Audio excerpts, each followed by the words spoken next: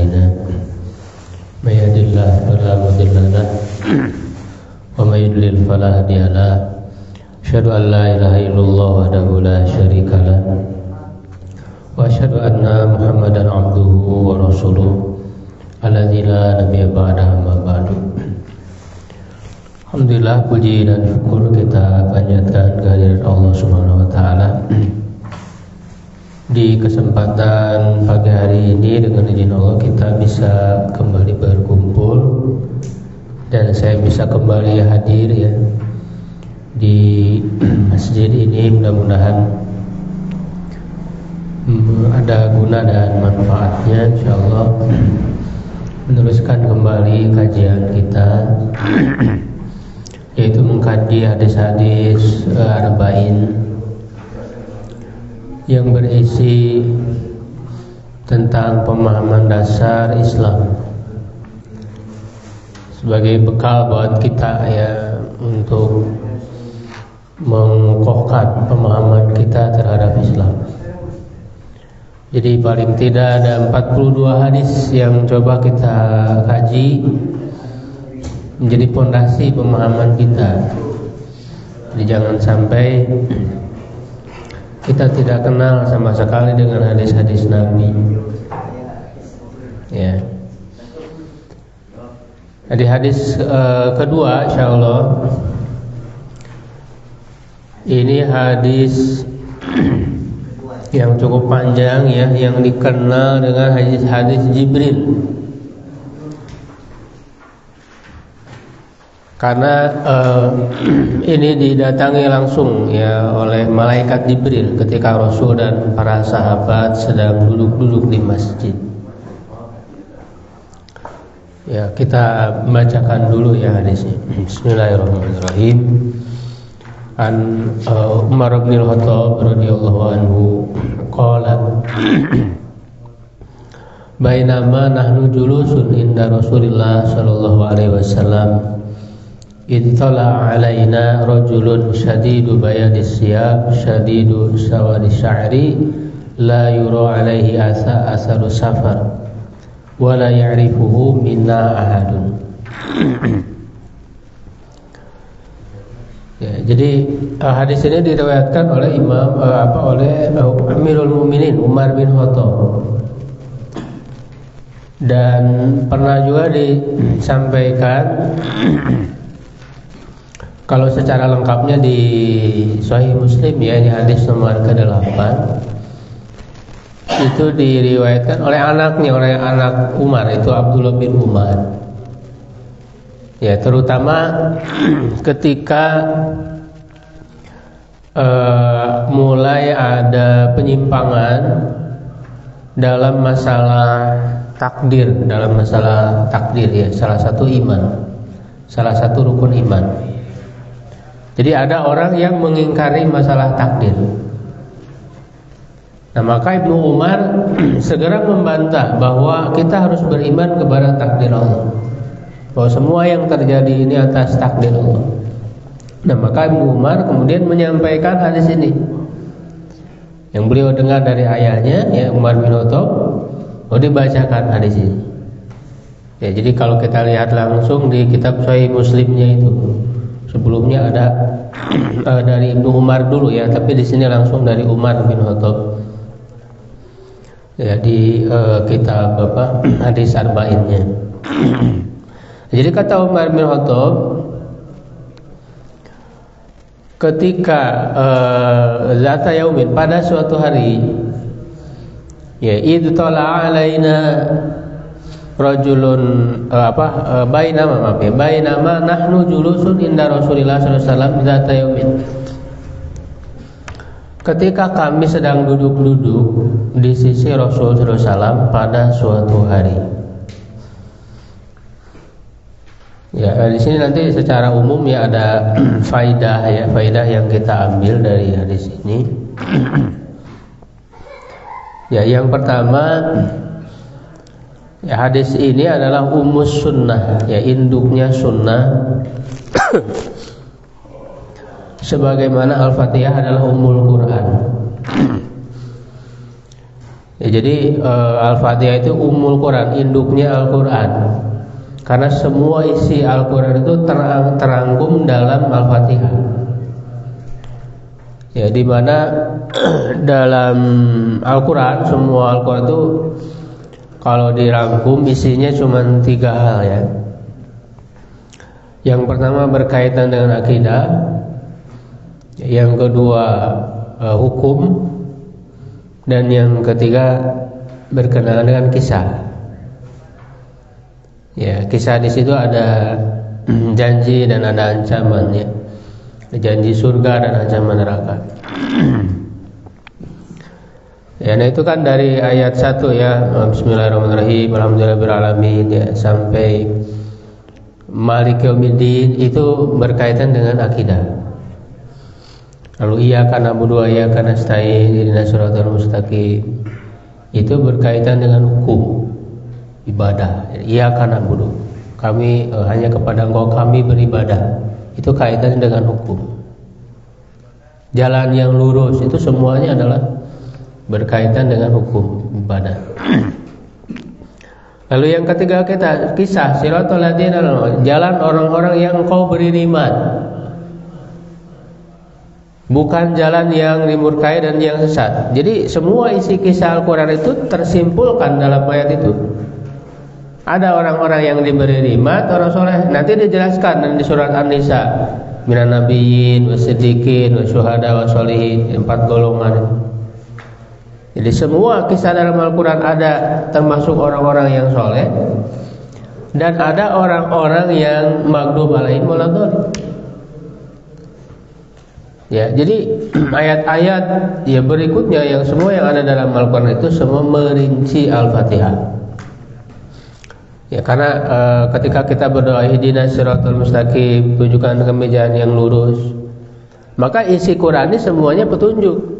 Hudan lil muttaqin. Ya, lalu dikatakan hadza siratum, ini jalan lurus, ini Al-Quran ini semuanya. Nah, begitu juga hadis ini makanya tidak boleh seorang muslim untuk tidak mengetahui. Ini disebut dengan ummus sunnah, induknya sunnah. Jadi semua yang dibahas oleh Nabi SAW di dalam hadis-hadis, semuanya terangkum dalam hadis ini. Ya, karena ini di sini memuat inti ajaran Islam. Inti ajaran Islam ini ada 3, yaitu Islam, iman, dan ihsan. Ya. Kalau Islam itu berkaitan dengan amalan fisik. Islam itu berkaitan dengan amalan fisik. Makanya 5 rukun Islam, ada 5 rukun Islam. Jadi dari mana kita tahu adanya 5 rukun Islam? Dari hadis ini. Dan semuanya berkaitan dengan amalan fisik, syahadat itu diucapkan. Ya, ada perbuatan fisik yang terlihat.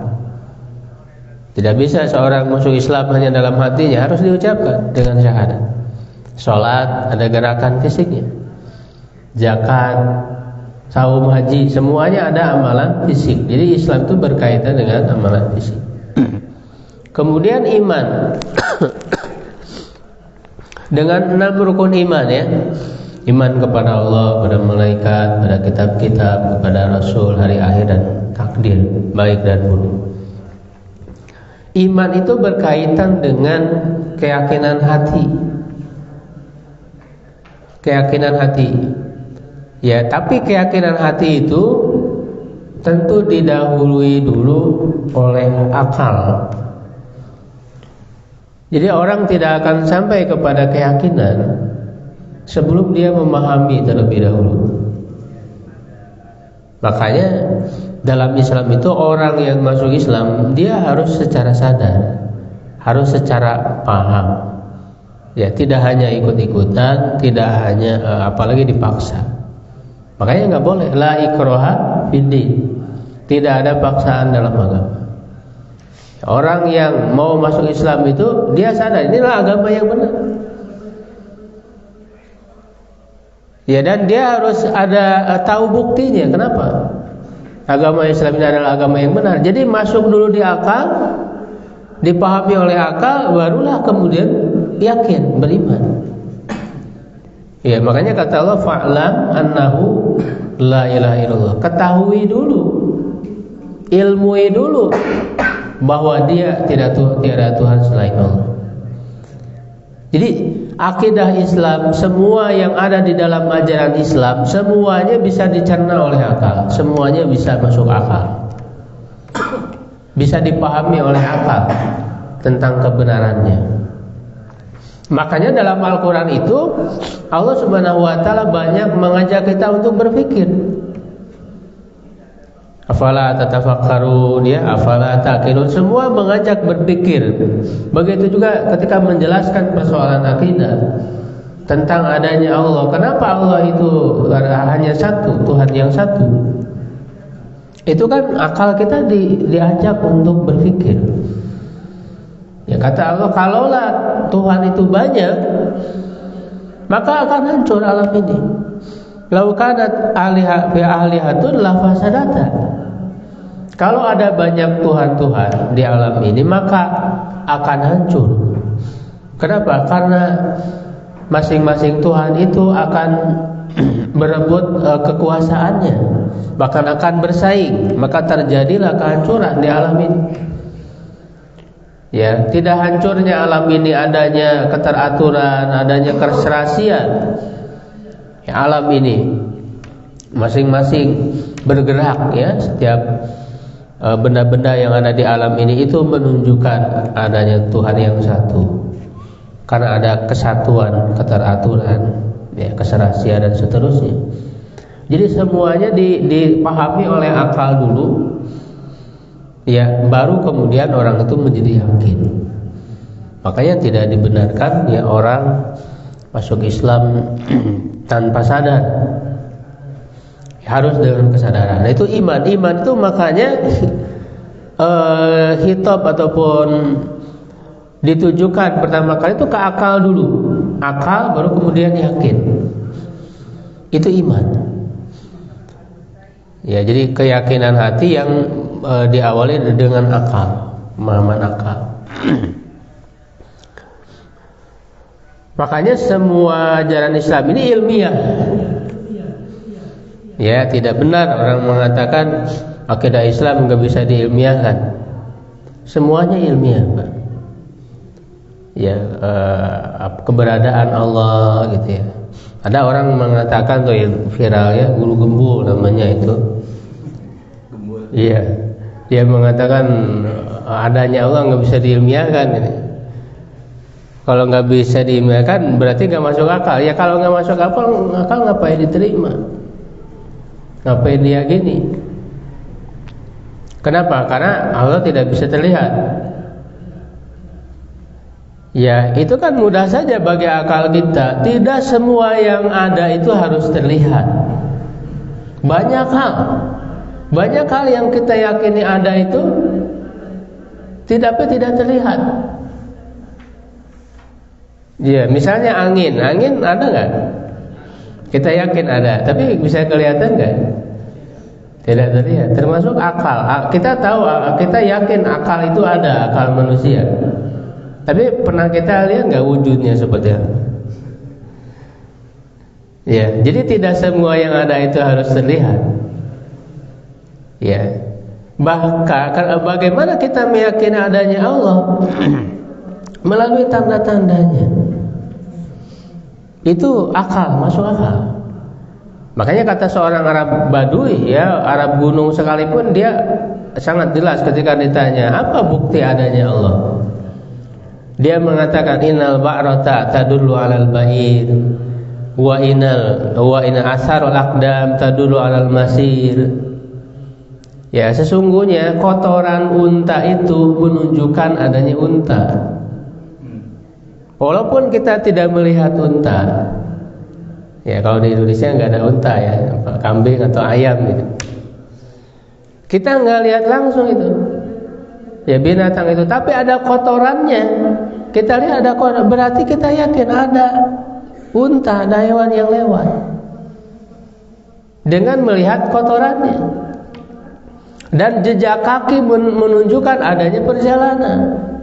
Ada jejak-jejak kakinya, kita yakin berarti ada rombongan atau ada orang yang lewat. Bagaimana kata orang Arab dulu dengan alam ini yang begitu megah, ya, langitnya gunung-gunung dan sebagainya. Tidakkah itu menunjukkan adanya Allah Subhanahu wa taala? Ya, karena semua yang ada itu pasti ada yang mengadakan. Kita lihat semua hal di sekeliling kita, ada enggak sesuatu ya satu pun yang muncul dengan sendiri? Ya, karpet, ya, itu pintu, jam, semuanya. Ada nggak satu benda saja yang dia muncul dengan sendiri? Kan nggak ada. Pasti ada yang membuat, ada yang membawa, ada yang masangnya dan sebagainya. Ya, air ini nggak mungkin nih tiba-tiba muncul di sini. Ada yang bawa, ada yang buatnya. Lalu kita lihat ke langit, ada bulan, ada bintang, ada matahari. Ya, maka begitu juga, apakah itu bisa muncul dengan sendirinya? Lalu apakah mungkin manusia yang membuatnya? Nah, nggak mungkin. Nah, berarti ada Tuhan. Itu jadi masuk akal. Semua dalam akidah Islam itu bisa dicerna oleh akal, masuk akal sesuai logika yang sehat. Baru kemudian orang bisa sampai kepada keyakinan, keimanan. Nah, kemudian yang ketiga, ihsan itu berkaitan dengan amalan hati. Kalau Islam dari amalan fisik, ya, iman, keyakinan hati yang bermula dari akal, dan ihsan itu amalan hati. Makanya rukunnya cuman satu, anta budallah ka'annaka tarahu fa illam takun tarahu fa innahu yaroka. Ibadah seakan-akan melihat Allah. Jika tidak mampu, maka yakini sesungguhnya Allah melihatmu. Jadi merasa selalu diawasi oleh Allah, disebut dengan muraqabah. Ya, itu jadi itu amalan hati. Makanya yang termasuk ihsan itu banyak ya, seperti ikhlas, seperti merasa takut kepada Allah, berharap. Itu semua amalan-amalan hati. Jadi dalam Islam itu kan, dalam agama Islam itu tidak bisa orang beribadah, beramal hanya gerakan fisik belaka. Harus disertai dengan amalan hati. Ya, ada perasaan ikhlas melakukannya, ya, ada khusyuk. Dalam sholat kan tidak hanya gerakan, tapi harus ada kekhusyuan. Itu amalan hati, itu disebut ihsan. Kategori ihsan. Nah, makanya semua ya hadis yang disampaikan oleh Rasulullah itu tidak akan keluar dari 3 rukun ini. Dirinci dalam hadis itu, dirinci tentang Islam dari amalan fisik, ya, tentang iman, tentang ihsan. Semuanya merinci 3 hal ini. Karena ini inti dari ajaran Islam. Ya, maka disebut ummus sunnah, induknya sunnah. Nah, selain itu juga bisa faidah yang kita ambil di sini juga ada potret metode, ya, pengajaran dan pendidikan Islam. Nah, maka kita lihat, ya, pada saat itu Rasul dan para sahabat sedang duduk-duduk di masjid. Ini menggambarkan proses pendidikan dalam Islam. Itu Rasul itu selalu mengajar di dalam masjid. Makanya fungsi masjid itu bukan hanya untuk ibadah, bukan hanya untuk sholat, ya, ritual, tapi juga pusat pendidikan umat Islam. Makanya dia harus diisi dengan taklim. Rasul itu selalu mengajar di masjid. Ya, walaupun para sahabat tidak setiap hari, tidak selalu, kadang kan mereka punya kesibukan, Pak. Ya, tetapi tidak menghalangi mereka untuk menuntut ilmu, belajar dari Rasul. Makanya kan sampai ada cerita Umar bin Khattab itu dengan seorang tetangganya seorang Ansor ya, itu bergantian. Satu hari ya Umar datang ke Rasul untuk ngaji ya, belajar. Lalu tetangganya itu mencari kerja ya, bekerja, berusaha. Nah hari berikutnya gantian, Umar yang bekerja, tetangganya ini yang ngaji, belajar kerja, sehingga bisa saling bertukar informasi apa yang disampaikan oleh Rasulullah itu. Ya sampai kan ada suatu ketika Rasul menceraikan istri-istrinya hanya karena mereka meminta harta yang lebih kepada Rasul. Ya itu Umar saat itu tidak hadir. Ya tapi diwakili oleh tetangganya itu dan disampaikan kepada Umar. Dan tentu di antara istri Nabi itu ada anaknya Umar, yaitu Hafsah. Itu ya sampai Umar datang ya ke Rasulullah SAW. Sampai turun surat Al-Ahzab ya berkenaan dengan hal itu. Nah, jadi ini menggambarkan proses pendidikan ya di dalam Islam. Pusat utama kegiatan pendidikan itu di dalam masjid. Bahkan Aisyah radhiyallahu anha ya itu kan rumahnya di sebelah masjid gitu. Di balik dinding lah ya. Makanya ketika Rasul mengajar kepada para sahabat di masjid, Aisyah itu mendengar di balik itu, di balik dinding itu apa yang diucapkan dan hafal apa yang diucapkan oleh Rasul. Itu kehebatan Aisyah. Makanya kenapa dia dinikahi yang paling muda usianya? Karena Aisyah lah yang bisa menampung banyak hadis dari Nabi, paling banyak. Ya, karena kecerdasannya yang luar biasa Aisyah. Ya, jadi, nah kemudian berikutnya ketika Rasul dan para sahabat duduk-duduk, itu tola alaina rajulun, tiba-tiba datang kepada kami seorang lelaki.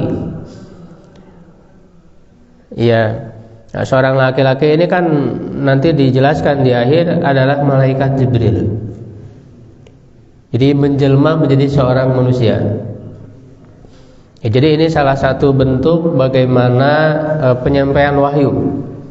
Jadi ada beragamnya, ada yang secara langsung malaikat Jibril dengan wujud asli ya, ada yang dengan suara saja seperti bunyi lonceng ya, dan itu yang sangat berat kata Rasul. Nah termasuk ada dengan cara menjelma jadi manusia. Dan kalau malaikat menjelma dengan manusia itu dengan bentuk yang sempurna, basyaron sawiyah. Itu beda dengan jin. Kalau jin itu berwujud manusia itu nggak sempurna, ada kekurangan. Makanya ada yang buntu dan sebagainya itu ya. Nggak sempurna kalau jin itu. Beda dengan malaikat. Ya. Nah, kemudian laki-laki ini syadidu bayadis siyab, pakaiannya sangat putih. Syadidu sawadis sya'ri, rambutnya sangat hitam. La yura alaihi atharus safar, tidak dilihat darinya bekas perjalanan. Artinya tidak kusut, tidak kucel, pres gitu. Wala ya'rifuhu min ahadun, tapi tidak ada seorang pun yang mengenal orang ini. Artinya ini orang asing bukan orang sini. Berarti dia dalam perjalanan jauh gitu, tapi tidak terlihat kekusutan di dalam penampilannya. Nah ini menunjukkan apa faedahnya? Kan ini dalam rangka mengajar ya, malaikat Jibril mengajar kepada Rasul.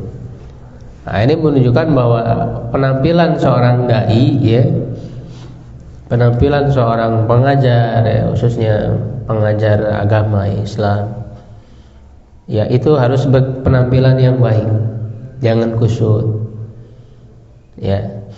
Jadi perbagus penampilan. Makanya di dalam surat Al-Mudaththir ya, ketika Rasul diperintahkan untuk berdakwah, ya ayyuhal mudaththir qum fa'andzir wa rabbaka fakabir wa siyabaka fatahhir. Ya, bersihkan bajumu. Karena orang sebelum nanti mendengar perkataan kan melihat penampilan dulu. Ya, kalau penampilannya compang-camping gitu ya, lihat aja udah nggak enak. Ya, bagaimana kemudian mau didengar perkataannya? Nah, ini sebagai contoh ya, model. Jadi keliru gitu ya. Justru Islam itu sangat memperhatikan kebersihan sejak awal itu. Ya, jadi keliru kalau ada istilah santri itu kucel gitu ya, yang belajar Islam itu bahkan buduk dan sebagainya, tidak memperhatikan kebersihan. Itu salah, itu tidak mencerminkan Islam. Harusnya lebih bersih gitu ya, jangan kalah dengan orang kafir ya, orang Eropa ya, Amerika dan sebagainya, bersih-bersih. Padahal kebersihan itu adalah ajaran Islam. Ya, jangan sampai kita keliru. Jadi ini memberikan contoh ya, penampilan yang bagus, bersih. Nah, lalu kemudian tiba-tiba orang ini datang, hatta jalasa ila Nabi sallallahu alaihi wasallam, duduk kepada Nabi sallallahu alaihi wasallam, fa asnada rukbatayhi ila rukbatayhi, menyandarkan lututnya ke lutut Nabi. Wa wada'a kafaihi ala fahidaihi, meletakkan dua telapak tangannya di atas paha Nabi. Ini menunjukkan apa? Harus ada kedekatan antara guru dan murid. Ya, bahkan kedekatan itu sampai dengan sentuhan fisik. Harus ada kedekatan. Ya, maka lebih bagus ngaji berdekatan aja, merapat ya, jangan terlalu jauh-jauh. Ya, agar ada kedekatan, agar ilmu itu dengan mudah diserap. Begitu ya, ada pendekatan. Maka dakwah itu kan ada pendekatannya. Ya, ada pendekatannya. Makanya dalam prinsip-prinsip dakwah itu ya ada yang disebut dengan ya, al-qudwah qabla dakwah, ya, teladan sebelum dakwah. Ya, ada taklif qabla ta'rif. Taklif mendekatkan dulu, pendekatan sebelum memahamkan. Jadi ada pendekatan sebelum memahamkan. Ya, ada ta'rif qabla taklif gitu kan. Dipahamkan dulu sebelum memberi beban. Itu adalah prinsip dakwah, fikih dakwah. Ya, fikih dakwah. Jadi di sini ada kedekatan antara seorang guru dan murid, sampai duduknya itu nempel antara lutut dan lutut berhadapan. Ya, lalu dua telapak tangannya diletakkan di atas kedua paha Nabi. Nah, lalu kemudian bertanya. Nah, inilah ya pertanyaan tiga hal tadi. Yang pertama tentang Islam. Akhbirni anil Islam, beritahukan kepadaku tentang Islam. Ya, maka Rasul menjawabnya itu dengan rukunnya, dengan 5 rukun. Rukun itu sesuatu yang paling kuat. Ya, rukun itu lebih daripada wajib. Ya, kewajiban dalam Islam itu kan banyak. Nah, ada kewajiban yang paling kuat, nah itu namanya rukun. Nah, disebutlah rukun Islam. Ya, disebut rukun Islam. Anta syahada alla ilaha illallah wa anna Muhammadar Rasulullah, ya, wa tuqimas shalah, ya, wa tu'tiyaz zakata, ya, wa tasuma Ramadan, wa tahujjal baita in istata'ta ilaihi sabila. Itu 5 rukun Islam. Lalu setelah Rasul menjawab, orang ini, lelaki ini mengatakan, sodakta, kamu benar. Nah, para sahabat heran. Fa'ajibna lahu yas'aluhu wa yusaddiqu. Kami heran, orang ini nanya, tapi setelah dijawab dia mengatakan benar, kamu benar. Berarti ini bukan semata-mata bertanya, ingin tahu, tapi seperti ngetes, ya, seperti menguji. Ya, karena dikatakan kamu benar. Kalau bilang kamu benar berarti dia tahu. Ya, mana yang benar, ya, mana yang tidak. Ya, jadi ini menunjukkan adanya tes, ya. Di dalam pendidikan itu ada ngetes murid. Apakah sudah menguasai materi, ya, pelajaran, ya, ilmu ataukah belum. Jadi malaikat Jibril sedang ngetes, bukan nanya beneran gitu. Dan itu sebenarnya untuk mengajarkan kepada para sahabat yang menyaksikan. Ya.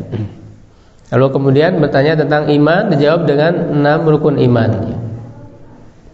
Lalu bertanya tentang ihsan, ya dijawab dengan rukun ihsan tadi ya, 1 itu ya. Nah di akhir kemudian bertanya tentang hari kiamat. Ya, akhbirni anisa, beritahukan kepadaku tentang hari kiamat. Nah, apa jawaban Nabi? Ya, mal mas'ulu anha bi'alama minas sa'il. Tidaklah orang yang ditanya lebih tahu dari yang bertanya. Artinya antara yang ditanya yang bertanya sama-sama tidak tahu. Ya. Bayangkan Nabi Muhammad itu kan adalah pemimpin seluruh manusia, Sayyidul Khalqi gitu ya. Dan malaikat Jibril itu pemimpin dari semua malaikat, muta'in sama amin gitu. Malaikat Jibril itu ditaati, dia pemimpin dari para malaikat. Jadi manusia, pemimpin manusia yang terbaik. Pemimpin malaikat saja tidak tahu kapan terjadinya hari kiamat.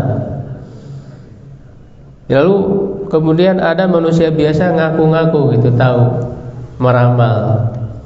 Dulu ada meramal kiamat ya tahun berapa? 2012. Udah lewat sudah. Enggak jadi. Ya, ada lagi yang terbaru tahun berapa? 2024 ya, bulan apa ini? Jadi nggak bisa, jangankan manusia biasa ya, Rasul saja tidak tahu kapan terjadi, persis kapan itu nggak tahu. Ya, ini menunjukkan kita harus selalu bersiap-siap ya. Jadi rahasia Allah. Innallaha indahu ilmus sa'ah. Di sisi Allah lah ya ilmu tentang kapan terjadinya hari kiamat. Ya, nah itu ada ya orang Kristen membuat syubhat ya, membuat kerancuan. Ada di Quran itu disebutkan Nabi Isa itu alamus sa'ah ya. Dia menganggap bahwa Nabi Isa tahu kapan terjadinya hari kiamat gitu ya, dari ayat itu dia disimpulkan. Sehingga menunjukkan bahwa berarti ini Nabi Isa Tuhan gitu. Itu orang Kristen itu memakai dalil itu. Nah, dia salah tentu ya. Salah memahami. Jadi dalam ayat itu alamus sa'ah bukan ilmu sa'ah. Ya, bukan mengetahui ya tentang kiamat, terjadinya kiamat, tapi itu alam itu tanda. Jadi Nabi Isa itu salah satu tanda kiamat. Bukan Nabi Isa mengetahui ilmu tentang kiamat. Nah itu ya. Jadi kalau orang nggak paham bahasa Arab, nggak paham tafsir, itu bisa dibelokkan. Karena orang-orang Kristen ya khususnya, itu mereka juga memakai Al-Quran, ayat-ayat Al-Quran untuk menyesatkan itu. Makanya kalau kita nggak kuat pemahaman kita, bisa-bisa dibelokkan. Ya, jadi ilmu alamus sa'ah dipahami, ilmu sa'ah itu beda. Makanya Nabi Isa itu nanti menjadi salah satu tanda besar hari kiamat. Itu dengan turunnya Nabi Isa. Ya, nah walaupun tidak tahu secara persis ya kapan terjadinya kiamat, tetapi kita diberitahu tentang tanda-tandanya. Makanya malaikat Jibril memohon kepada Nabi, akhbirni an amaratiha, beritahukan kepadaku tentang tanda-tandanya. Ya, nah, tanda-tanda kiamat itu secara umum bisa dibagi 2 ataupun 3. Ya, kalau dibagi 2 berarti ada tanda kecil, ada tanda besar. Kalau dibagi 3 ya berarti ada namanya tanda pertengahan. Ya, ada tanda pertengahan. Ya, tanda kecil itu sangat banyak. Ya, tanda kecil itu sangat banyak sekali disebutkan di dalam hadis ya. Dan hampir semuanya sudah terjadi gitu ya. Seperti maksiatan yang dilakukan secara terang-terangan. Waktu terasa cepat. Waktu terasa cepat itu diantaranya ditandai dengan adanya kendaraan-kendaraan. Kalau dulu kan zaman Nabi mau melakukan perjalanannya antar kota saja itu bisa berbulan-bulan. Kalau sekarang dengan kendaraan ya bisa cepat, bisa berapa menit sampai berapa jam sampai dengan pesawat. Jadi waktu itu jadi terasa cepat waktu itu. Selain itu juga kita merasa baru kemarin hari Ahad, sekarang udah hari Ahad lagi, nggak kerasa. Ya, itu udah tanda kiamat. Ya, pasar berdekatan, ya dicabutnya ilmu, yang munculnya kebodohan dan sebagainya. Itu banyak sekali tanda-tanda kecil itu hampir semuanya sudah terjadi. Tinggal menantikan adanya tanda besar. Nah, ya ada tanda pertengahan. Tanda pertengahan mirip tanda besar ya, cuma tidak termasuk karena tanda besar hanya ada 10 ya, sebagaimana disebutkan oleh Nabi langsung. 10 tanda ini dalam Sahih Muslim dan yang lainnya. Ya, kalau tanda pertengahan itu seperti keluarnya Imam Mahdi ya. Ada pemimpin yang akan menjadi pemimpin kaum muslimin ya. Ya, peristiwa-peristiwa besar ya, peristiwa-peristiwa besar yang menandai nanti kemunculan tanda besar itu. Ya, menandai kemunculan tanda besar.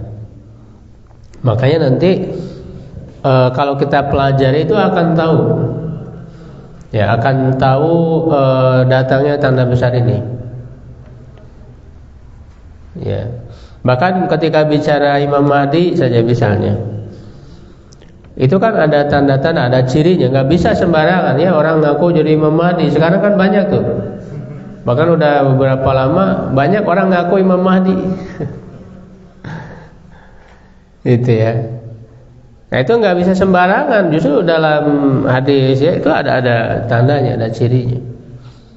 Ya nggak bisa sembarangan. Imam Mahdi itu kan dia tidak, awalnya orang biasa-biasa ya, yang kemudian diperbaiki dalam satu malam, lalu dibaiat. Dibaiat pun dia tidak mau awalnya jadi pemimpin, ya tidak mau.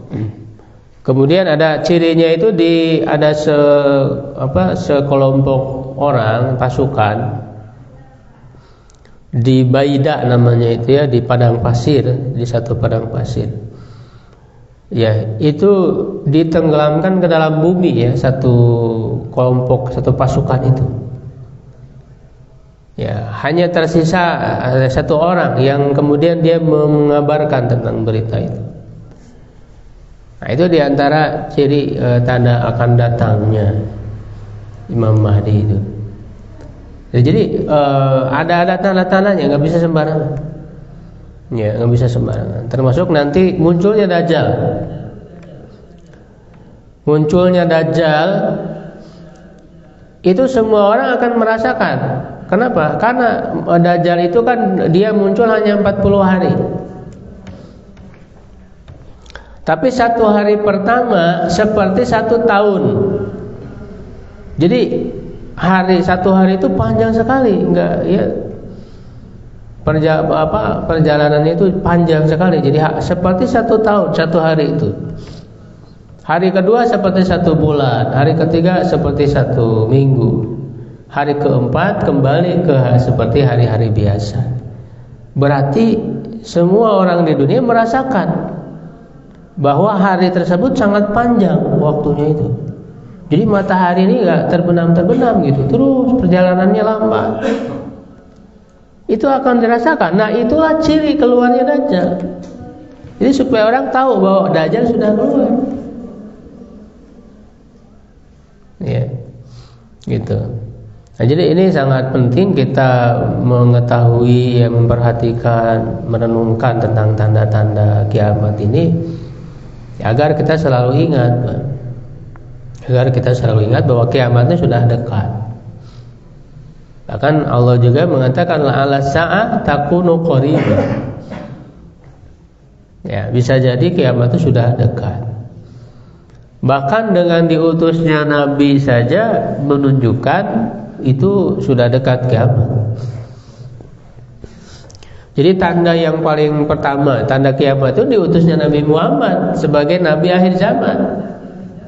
Makanya Rasul mengatakan ana wa sa'a, saya dan kiamat itu seperti dua jari ini. Ya, jari telunjuk dan jari tengah. Maknanya apa? Seperti dua jari ini.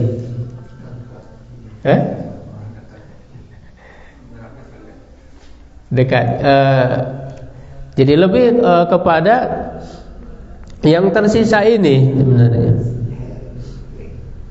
Ya memang menunjukkan dekat, tapi bukan berarti hanya dekat jarinya, dekat gini nempel, enggak.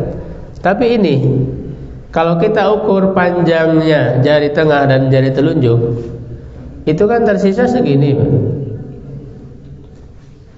Tersisa segini ini adalah sisa waktu. Sisa waktu kita di dunia yang menuju kiamat dibandingkan dengan waktu-waktu yang sudah berlalu. Ini dari sini nih waktu yang sudah berlalu, sudah panjang ya waktu yang berlalu. Menuju kiamat tinggal segini lagi, ya, tinggal sedikit lagi itu menuju kiamat. Makanya tadi Nabi Rasulullah, Nabi Muhammad itu adalah Nabi akhir zaman, tidak ada lagi Nabi setelahnya. Jadi sudah sangat dekat waktunya. Ya, dari diutusnya Nabi itu. Ya. Makanya soal waktu ini kan kita diingatkan dengan surat apa? Wal asri. Kenapa menggunakan kata wal asri? Wal asri itu kan asar, waktu asar. Tidak dengan istilah lain, karena waktu ini kan banyak. Dalam bahasa Arab itu lafadznya banyak. Waktu itu sendiri bahasa Arab ala waktu gitu. Zaman. Kenapa dengan kata wal asri? Karena waktu yang kita miliki sekarang ini ibarat waktu asar yang sudah dekat waktu maghrib. Dekat datangnya gelap, dekat datangnya malam, artinya dekat hancurnya dunia ini, selesainya dunia ini. Jadi kita ini sudah asar, sebentar lagi mau maghrib, sebentar lagi mau kiamat. Waktu yang Allah berikan kepada kita.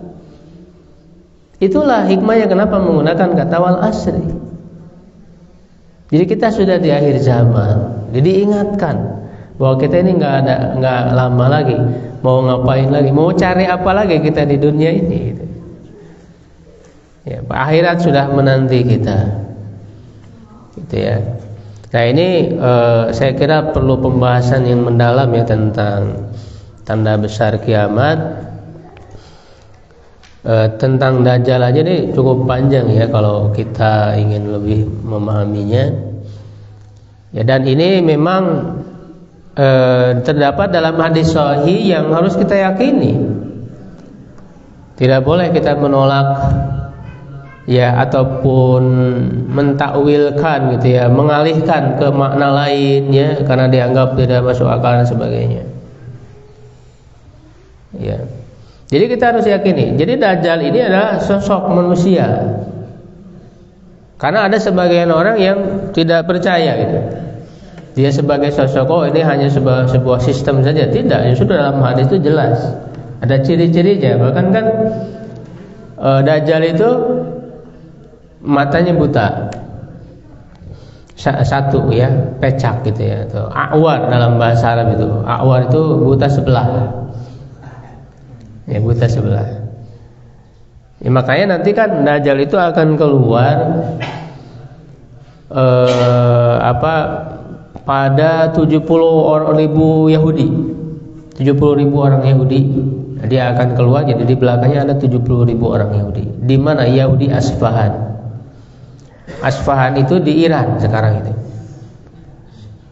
Nah, coba dicek di Iran itu ada komunitas Yahudi di situ. Dan perlu dicek jumlahnya udah 70.000 belum? Karena nanti ketika Dajjal keluar, jumlah orang Yahudi di situ 70.000. Ya, nah makanya orang Yahudi itu punya simbol Illuminati, Pak. Tahu Illuminati yang piramid di atasnya mata satu. Ya, mata satu itu siapa? Dajjal. Jadi orang-orang Yahudi itu sedang menantikan kedatangan Dajjal. Ya, simbolnya itu mata satu, Pak. Bahkan ada mata uang apa? Amerika atau apa? Illuminati, ya dolar itu kan. Mata satu itu mereka menantikan Dajjal, karena Dajjal itu ya akan menjadi pemimpin orang-orang Yahudi. Banyak pengikut orang-orang Yahudi. Tapi mata satu bukan berarti matanya satu. Karena ada yang menggambarkannya matanya di tengah satu. Ya, salah, itu keliru. Ya, yang benar sebagaimana disebutkan dalam hadis itu matanya dua, cuman yang satu buta, yang kanan. Yang kanan buta, menyembul seperti buah anggur. Di tengah di jidahnya tertulis kafir, yang bisa dibaca oleh setiap muslim. Kalau orang muslim nggak bisa baca, nggak mengetahui. Jadi sebagai tanda bahwa itu Dajjal. Ya, akan terbaca ya kafir di jidatnya itu. Dajjal itu, dan dia fitnah yang paling terbesar. Ya, bahkan Nabi Muhammad, bukan hanya Nabi Muhammad, nabi-nabi sebelumnya, semua nabi-nabi itu memperingatkan tentang fitnah Dajjal. Karena tidak ada fitnah itu ujian, ya, ujian keimanan. Yang paling besar melebihi Dajjal. Ya, ujian keimanan itu banyak kan dari dulu ya, pada penyiksaan orang kafir dan sebagainya. Ya, itu lebih besar dari itu semua ya adalah fitnah Dajjal. Kenapa? Karena dia luar biasa, membawa kehebatan ya, dengan izin Allah, diberikan kemampuan bisa menurunkan hujan, bisa menghidupkan orang mati. Ya. Itu bahkan awalnya mengaku Nabi Isa, lalu kemudian mengaku sebagai Tuhan. Ya, maka Rasul mengingatkan, sesungguhnya Tuhan kalian itu tidak buta sebelah. Ya, sedangkan ini buta sebelah. Itu ya. Nah, jadi dia akan berkeliling dunia, Dajjal itu selama 40 hari tadi itu. Keliling dunia kecuali Mekah dan Madinah. Kenapa? Karena di setiap pintunya di Mekah Madinah itu ada para malaikat yang menjaga. Ya, dan disebutkan di Madinah itu ada 7 pintu. Ya, 7 gerbang ya, 7 gerbang masuk, dan ketika dicek ya ternyata benar ada 7 gerbang itu. Ya. Jadi ada para malaikat yang menjaga, yang menghunuskan pedangnya ya, tidak bisa masuk Dajjal itu. Dan ketika ada suatu daerah yang percaya kepada dia akan dibuat makmur, sejahtera penduduknya, subur dan sebagainya. Dan ketika ada daerah yang tidak percaya kepada dia, dibuat miskin, melarat, sengsara, kekeringan dan sebagainya. Itu fitnah yang luar biasa. Makanya hampir ya tidak ada ketika orang itu bertemu ya dengan Dajjal itu, rata-rata mereka akan terpengaruh. Makanya kita sebagai orang beriman ya jangan menemuinya, karena khawatir kita akan tertipu. Ya, jadi jangan penasaran gitu ya, penasaran Dajjal didatangi. Sudah nggak boleh.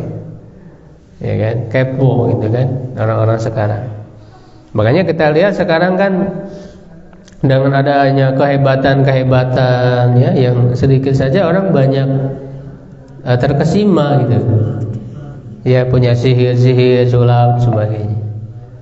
Ya, makanya kita tidak boleh itu menonton sihir-sihir kayak begitu, merasa takjub dan sebagainya. Itu kalau orang yang suka senang kayak gitu ya, yang takjub, dia terkesima dengan hal seperti itu udah calon-calon pengikut Dajjal gitu. Karena Dajjal akan membawa yang lebih hebat dari itu. Bahkan dia punya surga dan neraka. Punya surga dan yang yang mengikuti dia itu bisa dimasukkan ke surga dia. Ya, surganya itu sebenarnya neraka Allah dan nerakanya dia adalah sebenarnya surga Allah. Makanya kan ada cerita yang terakhir orang bisa dihidupkan oleh Dajjal itu seorang anak muda. Ya, yang di hadapan dia tegas mengatakan sungguhnya dia adalah Dajjal, ya, pendusta yang sebagaimana yang dikabarkan Rasulullah. Lalu dibawa ke hadapan Dajjal dan dia mengatakan gitu dengan tegas sampai kemudian dibelah ya badannya oleh Dajjal itu. Dibelah dua. Di tengah-tengahnya Dajjal berjalan ya di antara dua badannya itu. Lalu mengatakan hidup ya, maka hidup lagi. Menyatu lagi, hidup lagi. Ya, ketika ditanya oleh Dajjal, kamu masih enggak percaya dengan saya? Kata anak muda, demi Allah aku semakin yakin engkau adalah Dajjal. Ya, yang disampaikan oleh Rasulullah. Maka anak muda itu dilemparkan ke nerakanya. Ya, dan sebenarnya itu adalah surganya Allah.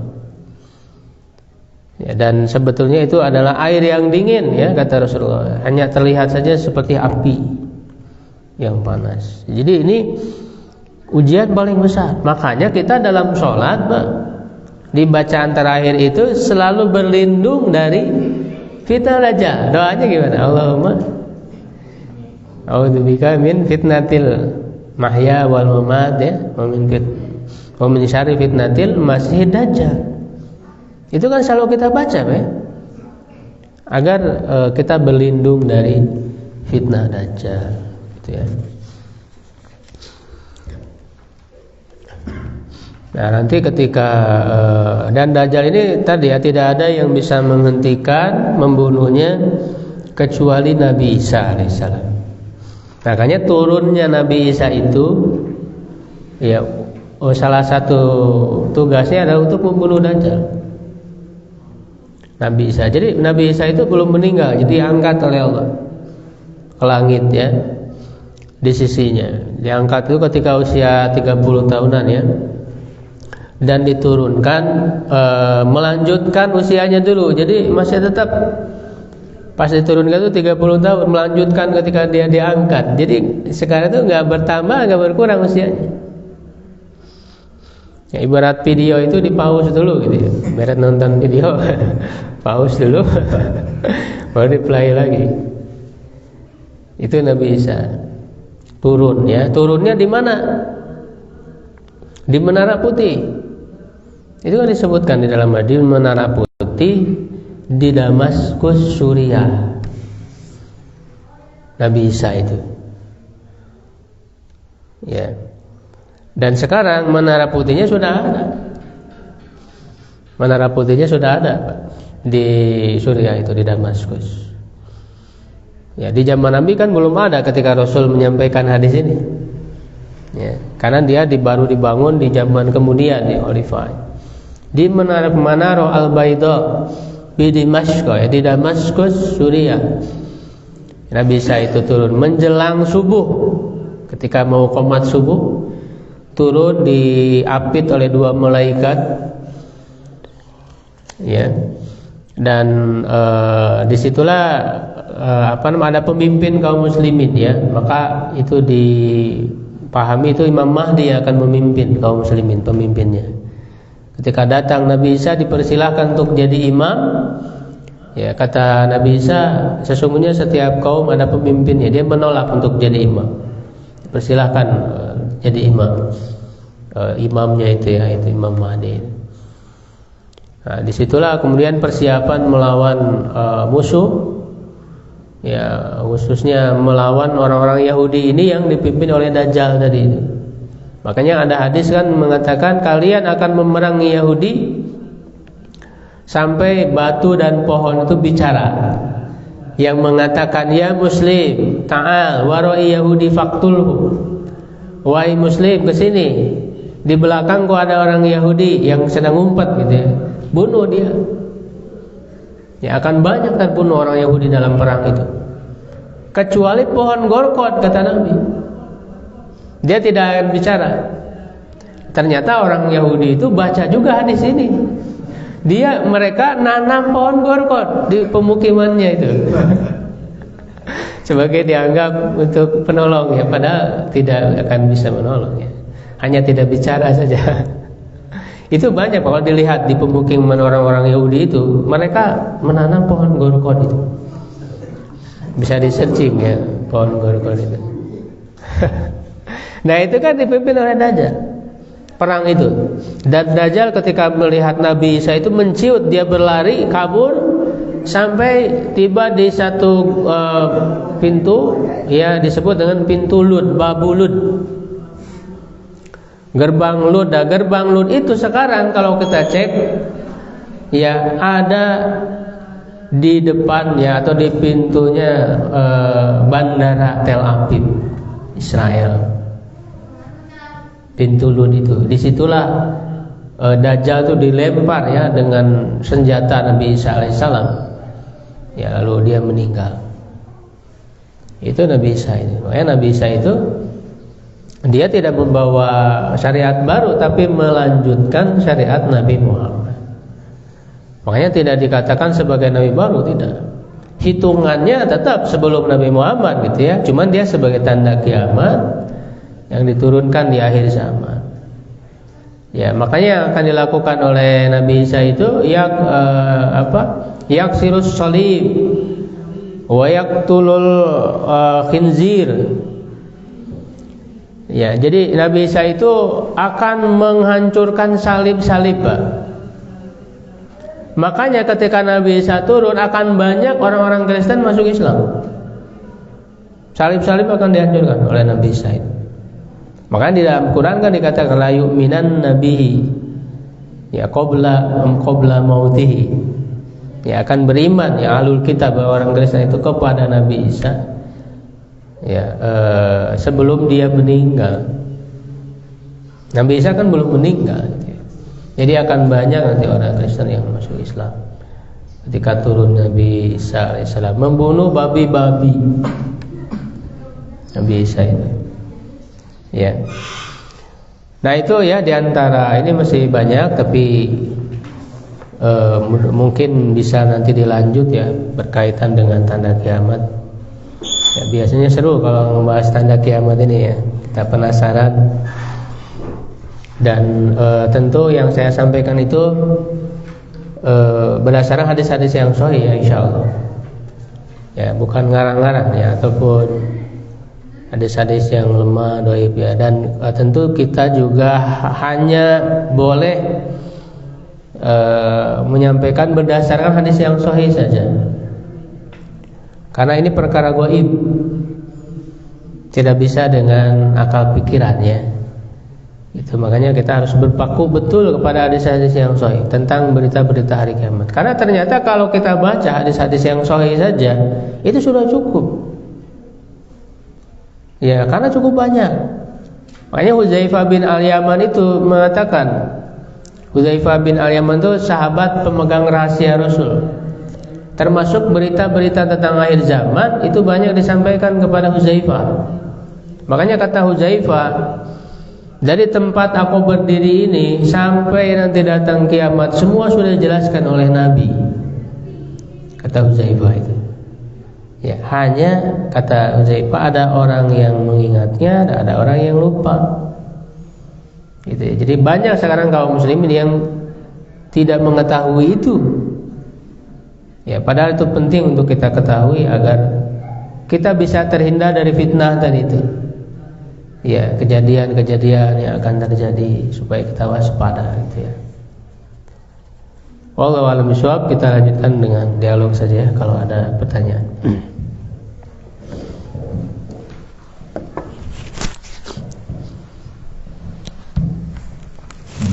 kasih Pak Ustaz penjelasannya. Memang untuk tanda-tanda mengenai kiamat ini memang sangat menarik. Saya ada beberapa pertanyaan sebetulnya Pak Ustaz. Pertama, bagaimana cara kita mengimani tanda-tanda yang akan datang ini? Misalkan disampaikan pohon-pohon gorgot akan menyeru pada muslim. Apakah artinya pohon-pohon? Bukan pohon gorgot, Pak. Itu selain pohon gorgot. Justru pohon gorgot nggak bicara. Oh, nggak bisa. Iya. Nah, apakah mereka ini pohon-pohon ini saling bersautan, atau apakah artinya muslim mendapat pemahaman, kemudian melihat, dan seakan-akan mereka berbicara gitu? Nah, terus yang atau misalkan tentang ada dukhon, asap yang sangat besar. Apakah ini berupa misalkan asap yang memang kita bakar dari api keluar asap, atau bisa diartikan misalkan badai Covid kemarin? Nah, terus kemudian seperti halnya keluar Ya'juj Ma'juj. Apakah memang ini namanya itu adalah Ya'juj Ma'juj, atau misalkan ini adalah perumpamaan untuk misalkan bangsa Amerika misalkan yang sudah ada yang begitu sekarang memberikan banyak dampak kerusakan. Jadi bagaimana cara kita mengimani tanda-tanda besar ini? Apakah secara harfiah Dajjal itu muncul dalam bentuk orang yang bernama Dajjal, atau kita melihatnya sebagai sosok gitu? Nah, terus yang kedua, adakah manusia yang mengalami siklus dari mulai awal terbitnya tanda besar sampai berakhir tanda besar? Katakanlah berakhir tanda besar itu mungkin dikeluar api dari arah Yaman. Nah, adakah manusia yang mengalami siklus keseluruhan itu, atau sebetulnya siklus tanda besar ini melebihi dari usia manusia gitu? Jadi dalam artian kita mengimaninya begitu turun, kita belum tentu akan mencapai masa hidup sampai akhir tanda besar itu terlihat. Terus yang terakhir Pak Ustadz, boleh. Saya sebetulnya ini ada kaitannya, tapi ini sering menjadi pertanyaan bagi saya. Ada dalam salah satu firman disebutkan bahwa bangsa Israel ini akan melakukan 2 kali kerusakan. Betul. Nah, kalau yang saya pahami dalam sejarah, yang pertama terjadi pada saat perang Handaq, itu kan melawan bangsa Yahudi kalau tidak salah.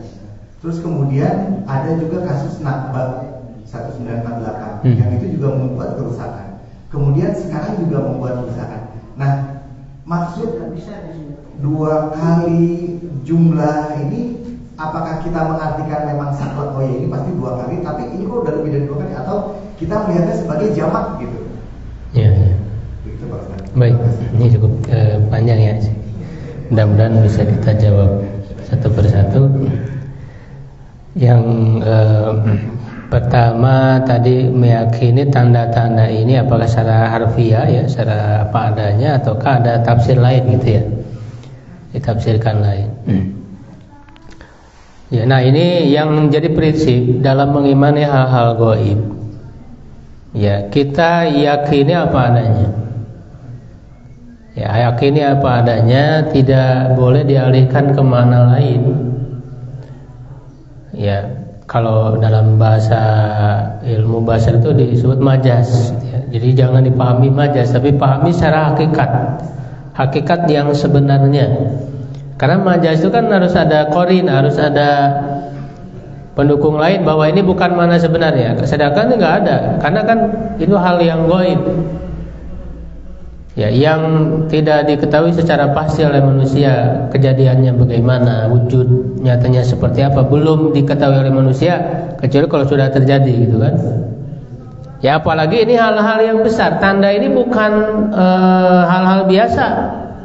Kenapa dia disebut tanda kiamat? Karena kiamat itu kan sesuatu yang sangat besar, yang sangat dahsyat. Ya, jadi sebelum datang hal yang sangat dahsyat ini dikasih tanda-tanda yang besar juga, yang dahsyat juga, sebagai pemanasan lah gitu ya istilahnya. Jadi tentu ini peristiwa-peristiwa bukan peristiwa biasa. Ya, bukan peristiwa biasa yang terjadi gitu. Ya, maka kita pahami apa adanya. Ya, seperti apa tadi? Duhon ya, asap. Ya itu bukan asap biasa kan? Bukan asap apa tadi yang terjadi. Asap ini besar, meliputi seluruh dunia. Semua orang di dunia akan merasakan dampak dari asap besar itu. Ya, yang akan berdampak pada pernapasan dan sebagainya. Mana kalau orang beriman itu hanya pilek saja gitu ya, bersin-bersin. Dampak dari, jadi dia merata, menyeluruh ke seluruh dunia. Jadi bukan sebagian tempat saja. Ini dukhon itu seperti itu. Ya, termasuk kemudian nanti ada dabah, kan, binatang yang sangat besar. Itu memang sangat besar binatang itu ya. Ada beberapa perbedaan pendapat. Ada yang mengatakan keluar dari Bukit Sopa, ada yang mengatakan dari Masjidil Haram. Jadi dia keluar ya dari bumi dan sangat besar, sangat tinggi, sampai berapa, 30 meter ya, 60 ziro itu 60 hasta ya, sekitar 30 meter yang ke atas tingginya itu. Binatang, dabah itu. Ya, jadi ini bukan perkara biasa. Ya, Yajuj dan Majuj itu betul ya, dua bangsa besar. Makanya kan di Quran juga ada itu di surat Al-Kahfi. Ya, inna Yajuj wal Majuj itu dua bangsa besar. Jadi dua bangsa, satu bangsa Yajuj dan kedua Majuj. Ya, dan mereka terkurung ya sejak zaman Sultan Zulkarnain itu. Ketika mereka melakukan kerusakan ya, akhirnya diisolasi gitu. Di antara dua gunung itu ditutup ya dengan besi dan dicor dengan timah. Benteng itu yang dibangun oleh Zulkarnain itu di surah Al-Kahfi ada. Nah, itu belum keluar ya Yajuj dan Majuj itu. Bahkan jumlahnya lebih banyak dari manusia yang ada sekarang. Jumlahnya jauh lebih banyak. Ya, makanya ketika keluar itu ya seperti air bah ya, keluar turun dari ketinggian. Itu kan di surah Al-Kahfi jelas. Sampai ketika kemudian janji Allah itu akan hancur, benteng itu keluar. Itu belum terjadi karena itu menjadi tanda besar kiamat. Kalau sudah terjadi ya berarti bukan tanda besar. Karena tanda besar itu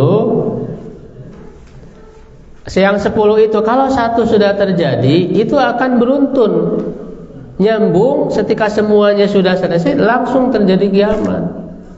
Jadi nyambung gitu. Ibarat biji tasbih ya, kalau dipotong murudul gitu.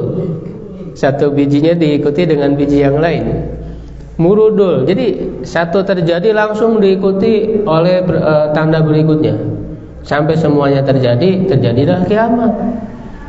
Jadi kalau sekarang Yajuj sudah maju, udah keluar, berarti udah tanda besar ya. Sekarang belum ya.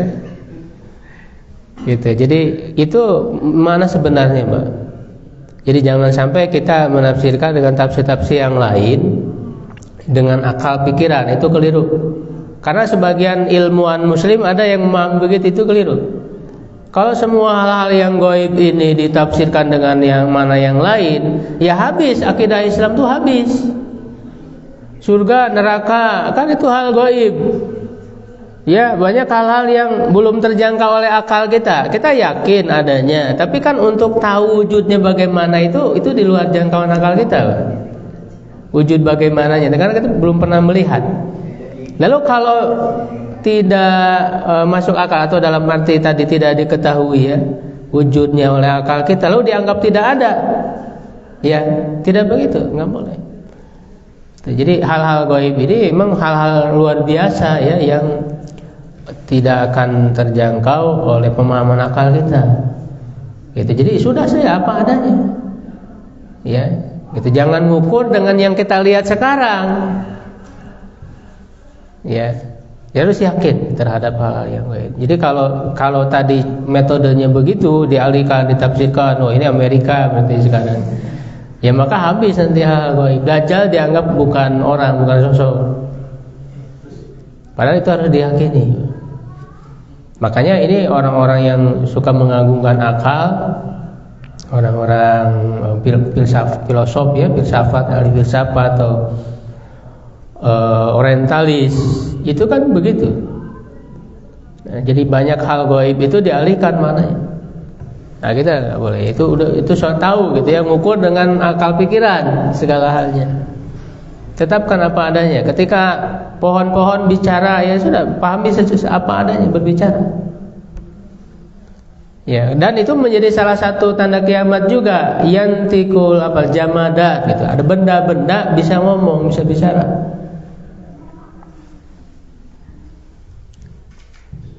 Ya, yang mungkin sebagian orang nggak masuk akal ya. Kalau sudah berkehendak bisa. Kenapa kita meragukan kekuasaan Allah? Ya, buktinya kan seperti HP kan bersuara juga sekarang. Ada suaranya. Di mana zaman dulu orang belum kebayang ya. Ada benda ngeluarin suara. Kalau sekarang udah nggak asing, HP bisa ada suaranya. TV, radio gitu kan. Bisa ada suara, keluar suara. Berbicara gitu kan. Benda mati bisa berbicara. Nah, begitu juga nanti pohon, batu bisa bicara, memanggil orang Islam tadi itu. Ya, jadi dipahami apa adanya saja. Lalu apakah ada orang yang mengalami wallahu alam ya, karena saya belum mendapat keterangan. Karena memang tentu masanya ini juga panjang ya. Ada juga yang menyebutkan dalam hadis itu ada masa kejayaan sekitar kejayaan Islam sekitar 7 tahun kalau tidak salah. Ya, wallahu alam apakah ada semua ya.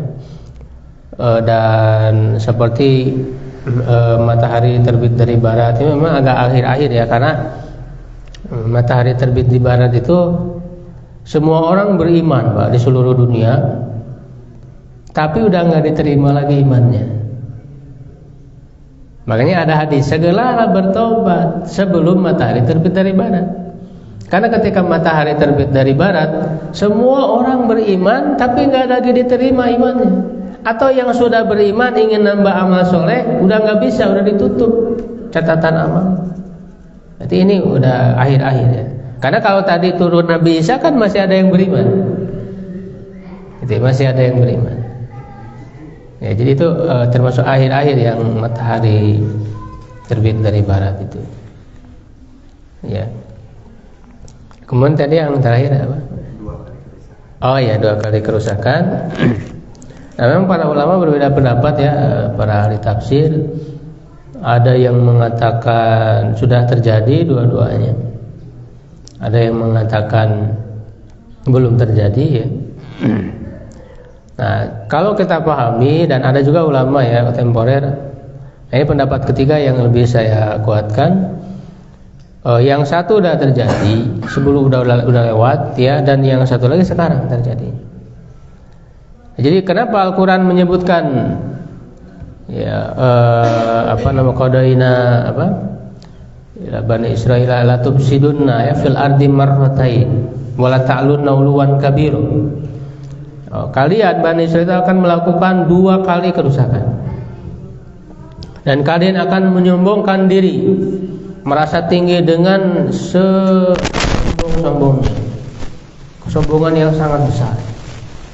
Berarti ini dipahami dari ayat ini bukan kerusakan biasa. Kalau kerusakan biasa memang Yahudi dari dulu merusak.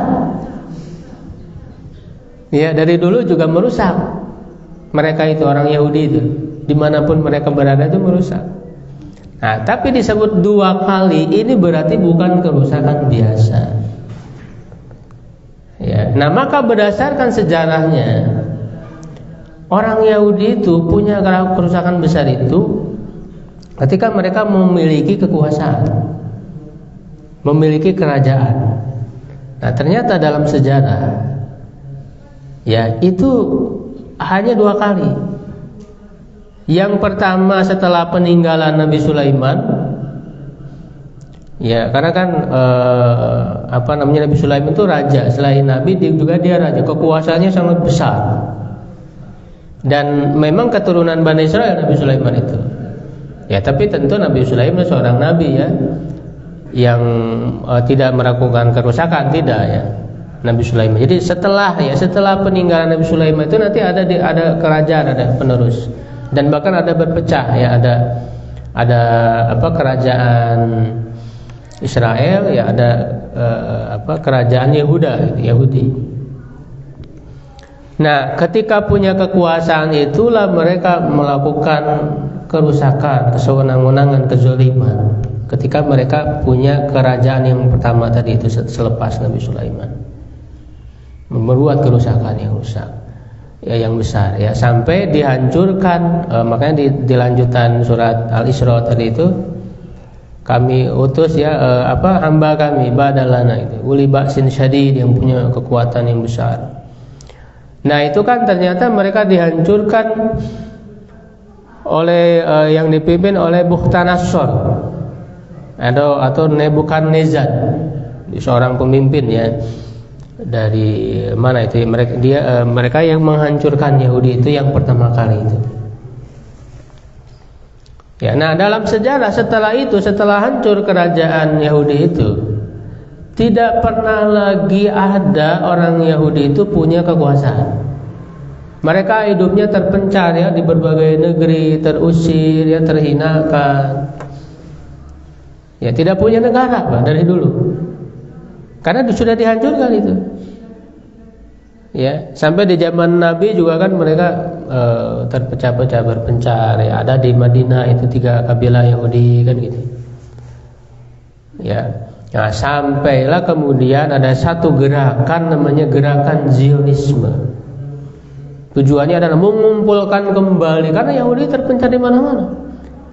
Dan mereka sebenarnya dilindungi oleh orang lain gitu, ya. Ya, bahkan ketika ada gerakan anti-Semit, anti-Yahudi, ya, oleh Jerman itu, ya, Nazi, ya, dibantai orang-orang Yahudi itu yang melindungi siapa? Orang-orang Muslim, kekhalifahan Islam. Turki Utsmani yang terakhir itu kan dilindungi mereka itu. Ini jasa orang Islam terhadap Yahudi. Tapi mereka tidak tahu balas budi, justru malah berkhianat.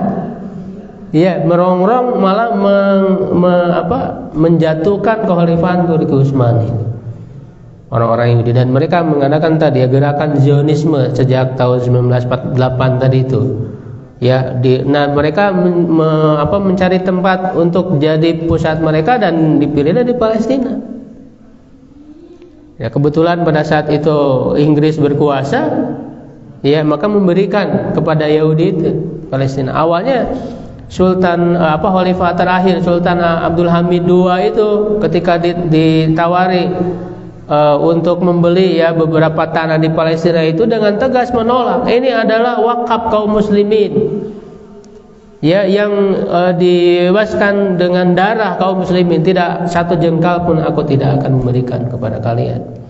Tapi karena sudah lemah kekhalifahan ketika itu, ya, akhirnya Yahudi masuk perlahan-lahan ke Palestina, dan disitulah mulai dideklarasikan berdirinya negara Israel di tanah orang lain, di tanah Palestina. Nah, disitulah berarti mulai yang kedua kali memiliki kekuasaan, memiliki negara yang sebelumnya tidak pernah selain yang satu tadi itu. Nah, maka sesuai dengan ayat ini, 2 kali kerusakan. Nah, ini yang kedua kalinya, dan hari ini kita saksikan sejak berdirinya Israel itu, ya, kerusakan yang mereka perbuat itu sampai sekarang. Nah, ini belum dihentikan berarti yang sekarang ini.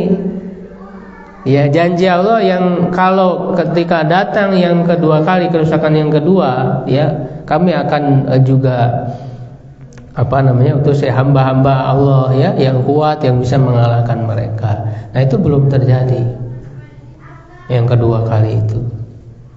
Ya, dan kita yakin sesuai janji Allah pasti Yahudi yang sekarang sedang semena-mena berkuasa itu akan bisa dihentikan. Ya, cuman kapan waktunya itu yang kita tidak tahu. Yang penting kita harus ambil bagian, gitu, ya, berusaha dalam usaha tersebut. Ya, begitu. Allahu a'lam bishawab. Ada lagi cukup, ya, insyaallah. Terima kasih, ya, atas perhatiannya, mudah-mudahan bermanfaat. Aku qouli hadza wa astaghfirullah li wa lakum. Assalamualaikum warahmatullahi wabarakatuh.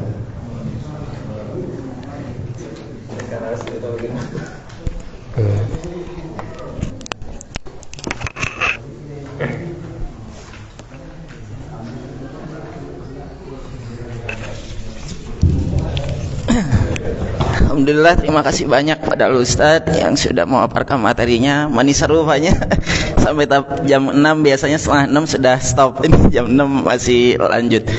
Mudah-mudahan tadi apa yang disampaikan oleh Al Ustadz menjadi ilmu yang bermanfaat untuk kita semua dan menjadi pengingat ya bahwa akan ada satu masa yang dunia ini berakhir dan kita bisa mempersiapkan dengan amal soleh.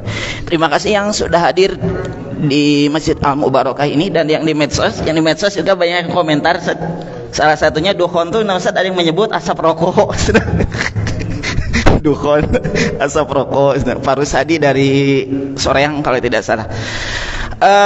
Kami tunggu kembali pekan depan di Masjid Al Mubarakah ini dan mudah-mudahan bisa kembali ikut di kajian Ahad subuh.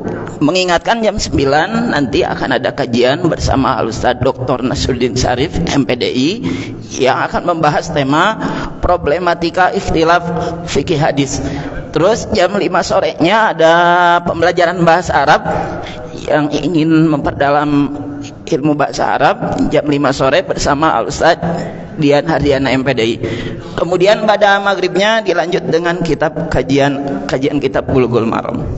Ya.